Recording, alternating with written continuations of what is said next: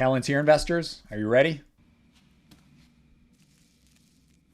Hold on to your butts. But before I do, my name is Sean Tepper. I'm the founder and CEO of Tykr, which is a platform that helps you manage your own investments with confidence.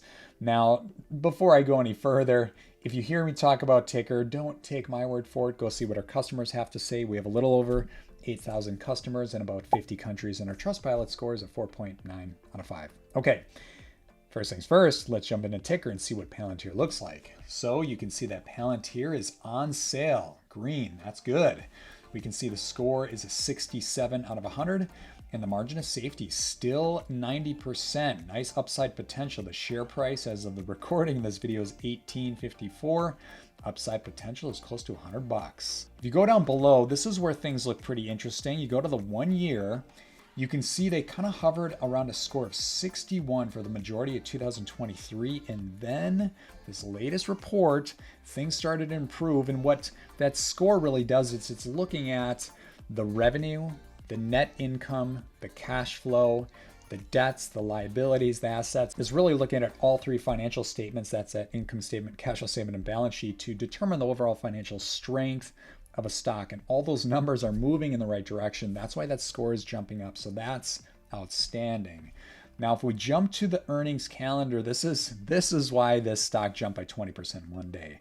They had an estimate of 6 cents, reported at 7 cents, beat by 16.6%. And then a few other details to kind of add a little icing to the cake. And the company's third quarter results marked its fourth straight quarter of profitability. So jumping back into Tykr, check this out. If we go to the financials tab, we'll go to EPS. When a stock changes, this is a big move, especially for institutions. When a stock changes from a negative EPS, earnings per share, to positive, that's a big move.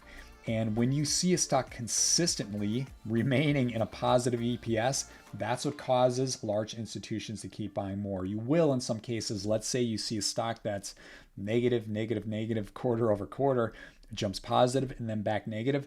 That doesn't add a lot of confidence. But in this case, check this out. It's just over positive quarter over quarter, and that's exactly what we want to see as investors.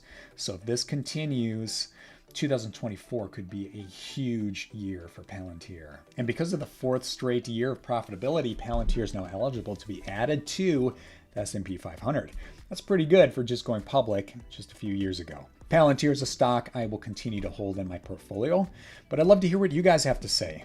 Now, if there's another stock out there that you're kind of on the fence with, I'm wondering if it's a good stock to invest in or maybe a stock to avoid, please comment below. I'd love to take a look at that stock.